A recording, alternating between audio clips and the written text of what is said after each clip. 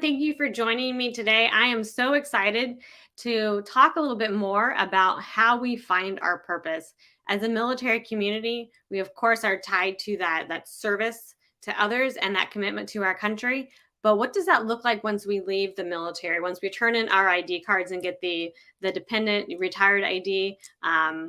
So we're going to dive in a little bit with Jordana from the RECON network and see what that possibility looks like on the outside. So thank you so much for joining me today. Absolutely. Thanks so much for having me. Yeah, so let's hear a little bit about your background, your story, how you connected with the RECON network, and kind of what that is all about. Yeah, so it's interesting when we're talking about our own purposes and finding our own purpose. The Recon Network has really become very much a focus of my purpose. I was in the media industry for my entire career prior to starting the Recon Network and the Vet Summit, and it was something I fell into. My grandfather was a World War II Iwo Jima vet, and as he grew older, um, really had some setbacks the last few months of his life in terms of um, it was basically a form of dementia, and he reverted back to a foxhole. And so, seeing that firsthand was very impactful for me, realizing the weight that is carried throughout life for a lot of our veterans and military families. And then working in the media, I started looking at what the workforce looked like for returning veterans. At the time that all of this started, we were looking at a major drawdown under President Obama. We were looking at potentially tens of thousands just within my state of veterans kind of coming in and having to transition. And so I really started digging into that. Like, what does that mean? How does that happen? And what are the challenges there?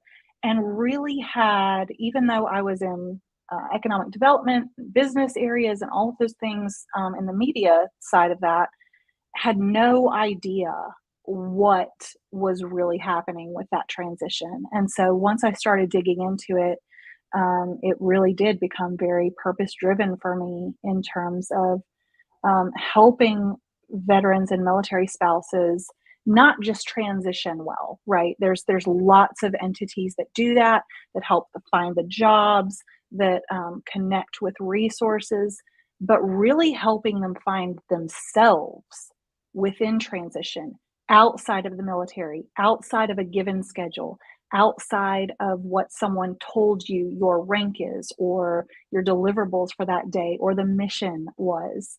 Who are you as an individual, and how do you capitalize on that to create a really, really successful second stage of life?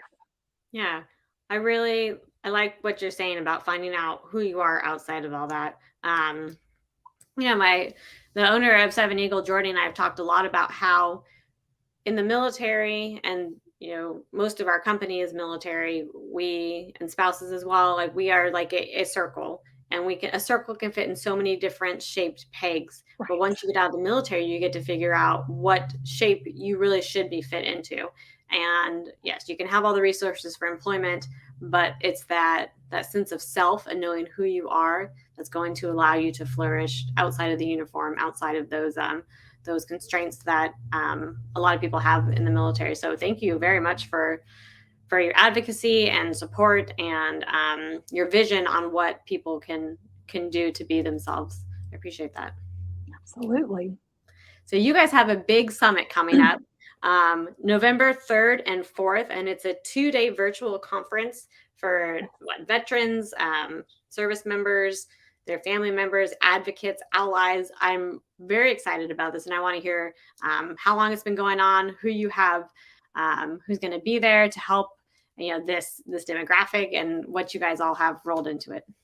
Yeah, so we've been doing this type of event, not necessarily under the name of the Vet Summit that came a few years ago, but we've been doing it since 2015 or 2016, with the goal of connecting the post-military community to one, resources that are available to them, but also really taking more of a holistic look at what transition is. Transition, military to civilian transition, is more than finding the job, right? You have to figure out what job, you have to figure out who you are, you have to figure out, what your life looks like now with family and friends and interactions. And none of that is easy, right? We hear a lot, the job search is hard, the career search can be hard. Guess what? Finding yourself in all of that is way harder than anything else that you're going to experience. And so the Vet Summit is just that, it's the practical application of taking all of these different aspects, everything from financial health to meditation and self care to how to actually track job search efforts, and all of these different aspects of transition to really create a holistic package that someone can come in, take what they need, attend the sessions that they need. If they can't make something, get it on replay later, just so they have access to the many different experts, the many different resources that are out there for them, because there are tons. So it's just our way of being able to compile a bunch of stuff every year and package it up and say, hey, I hope this helps. And, hopefully keep them within our network and be able to help them throughout the year as well. That's excellent.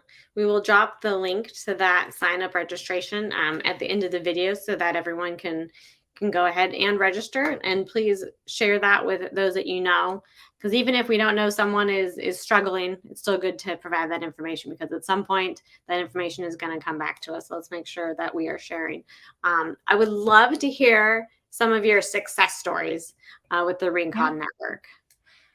So it's funny because we get asked this a lot, and because of what we do, sometimes we hear the success stories and sometimes we don't.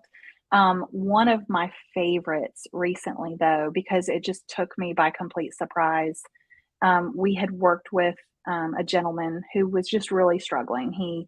Um, he couldn't figure out what he wanted to do, or what he thought he was good at a number of different things, but he couldn't quite nail down what he wanted to do and how he was going to get there.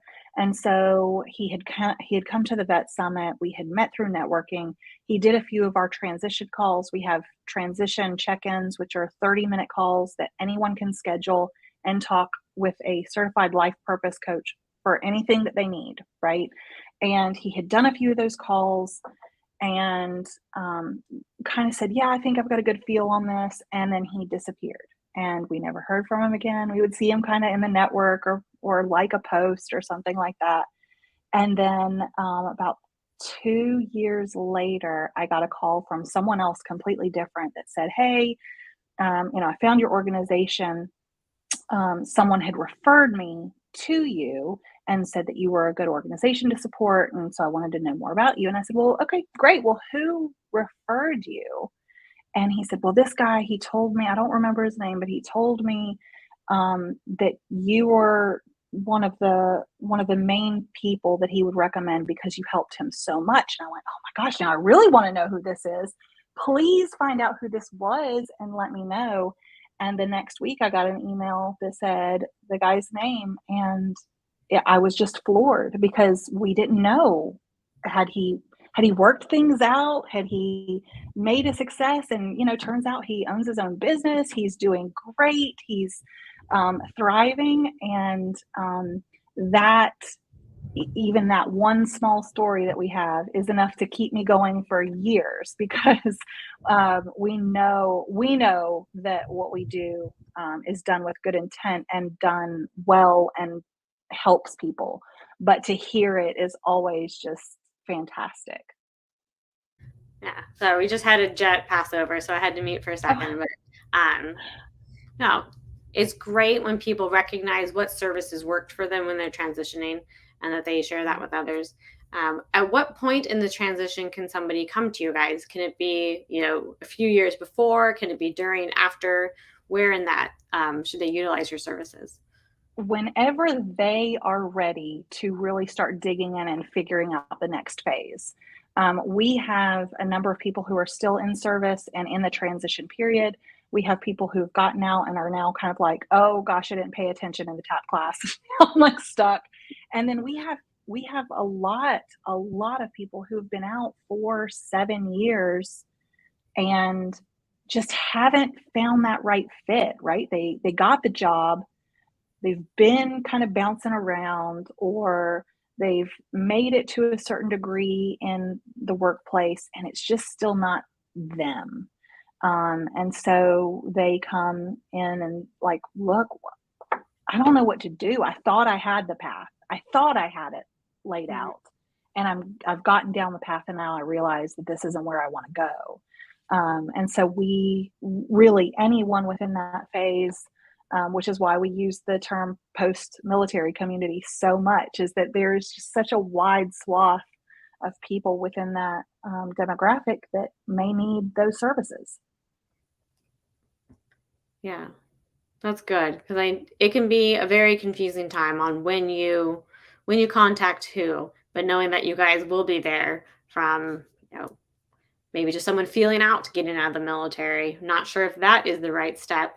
Um, Exactly. yeah.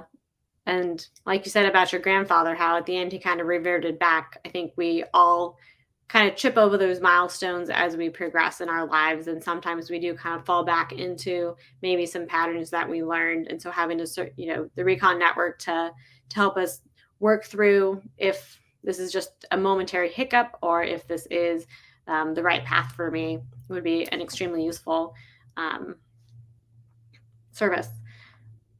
So your vet summit, do you guys have people who are returning who come to these every year, or is it mainly for people to come to just once and they learn all they need?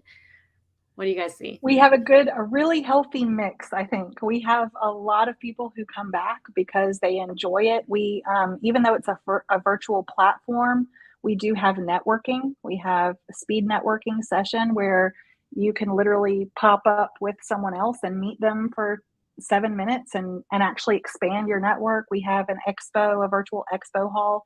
So we've got all the stuff that you would get if you were in the same room. You just don't have access to COVID or whatever, or have to buy a plane ticket or any of that kind of stuff. So we do have people that do come back year after year.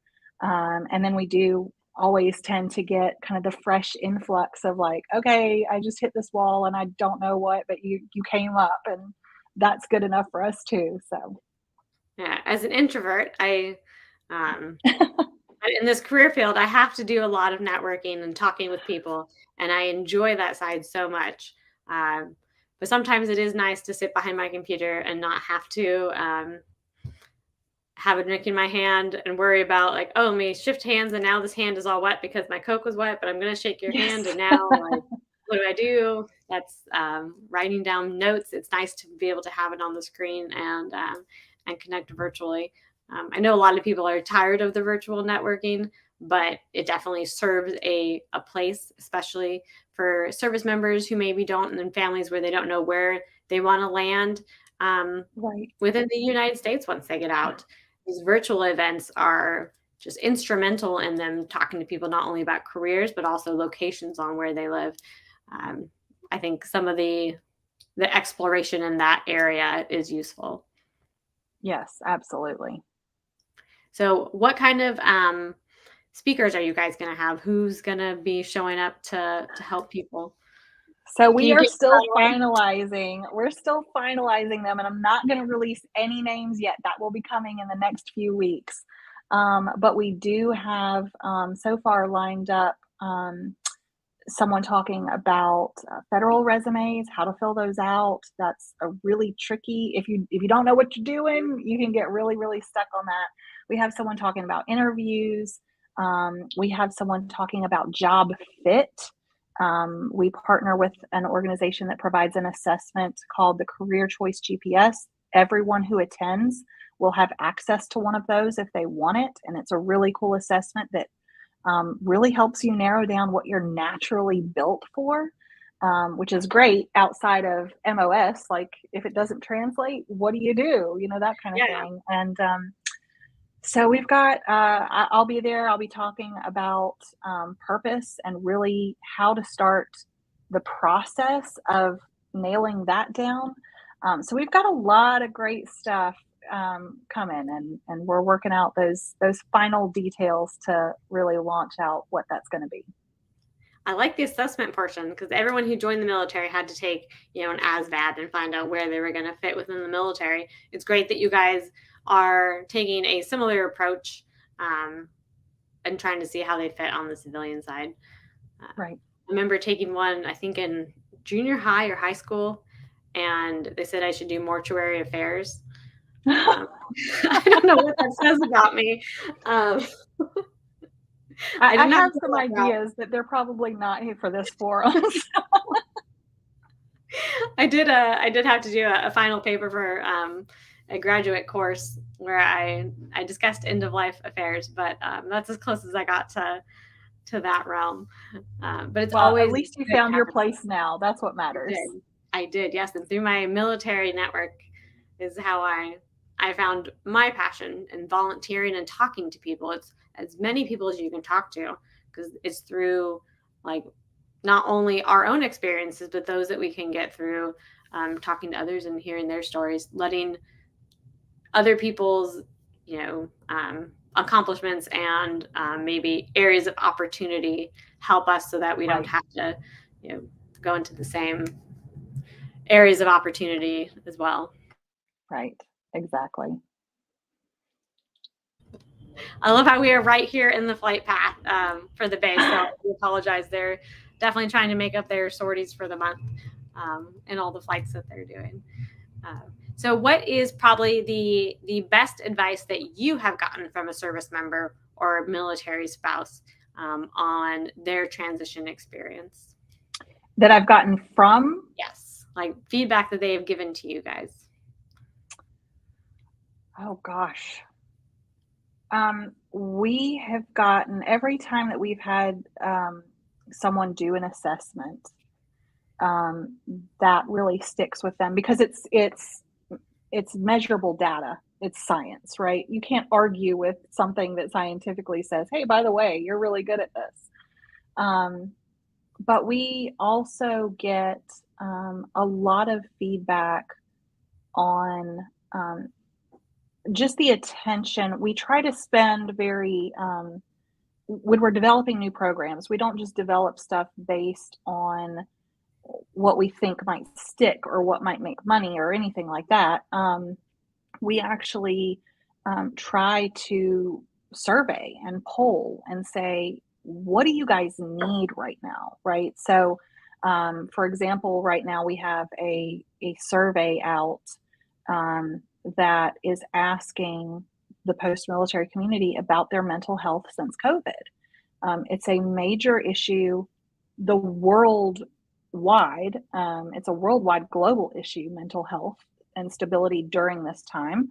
And for transitioning veterans who are kind of walking into that space already feeling unsure, it could be even larger. So we created a survey just to tell us, just for people to be able to say, yes, I've gotten help. Here's the kind of help I've gotten, or no, I haven't, or no, I can't find something that I need, or here are the things that I think would help me. And then using that as the baseline for anything that we decide to build in the future. And I think that has, when people have recognized that, it has resonated with them because it's truly designed to provide something of need, not just because we can. Mm-hmm. And a lot of the regulations between COVID are still very different in the civilian world and the military world. You go Right. to a military base and people are still working. I mean, I know the whole world has gone to more of a remote setting, but there's still mask wear. There's still social distancing on base. So then to go, like last night when we were at, my husband and I went to Atlanta for networking, and it was everybody together. And having been in South Korea for 3 years during COVID, like that is still something that we are having to adjust to.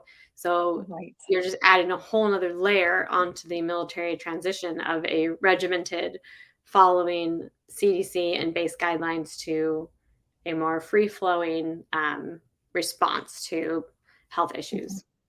Well, in addition to that, you have all of the ripple effect issues that came about, like the Great Resignation Mm-hmm. and quiet quitting, and all of these things that are happening now. And when you're talking about going to find a job, when you're talking about that career search as a whole, if you're not aware of all of the things that are kind of bubbling underneath the surface, it can be really overwhelming, right? Like, are these people hiring or are they not? Well, yes, they're mass hiring and then they're training and figuring out who wants to stick, and then they're going to do massive layoffs in 3 months. Not everybody does that. Please don't get scared.